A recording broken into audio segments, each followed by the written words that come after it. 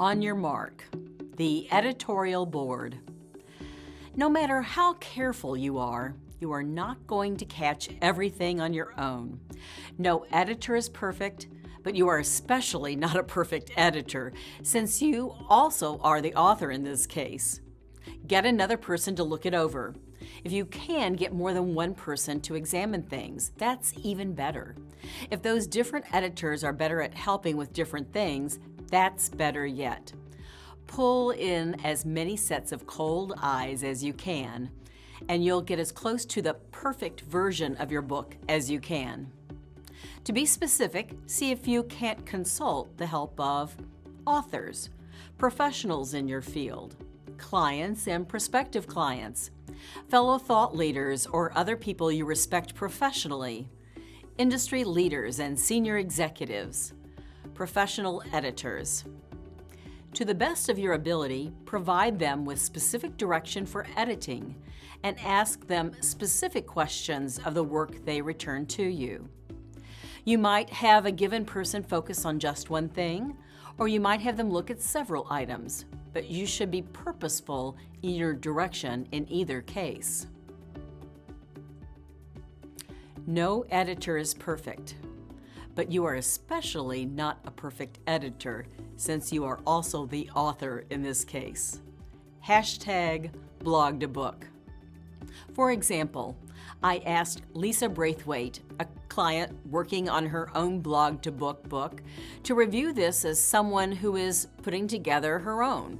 I also asked Mark Coyle, who is beginning his blog this month, to review it from the standpoint of a new blogger. I asked another friend, Elizabeth Jeffries, to see if the book flowed well, and I also asked her about the book title. I had a different subtitle early on, and it didn't seem to fit me. If you are writing about human resources issues, you might ask a human resources practitioner to review with practitioners in mind. You might ask an academic to review it to ensure it has the proper grounding and research. In other words, focus on the ways in which your editorial board can best examine the book from many perspectives and provide feedback based upon their experience and expertise. You may want your editorial board to provide their expertise by answering your own set of specific questions, such as, have I answered my readers' questions? Does the book flow? Does it make sense? Is the book clear? If not, what needs clarification or illustration? Is the book practical? If not, what could be added? What seems contradictory? And especially for blog-to-book books, you may ask your editorial board, is the subject matter fully covered? What is redundant? Does the book have a unified voice? Does the book need introductions for each of its parts? Are all of the chapters evergreen? Activity.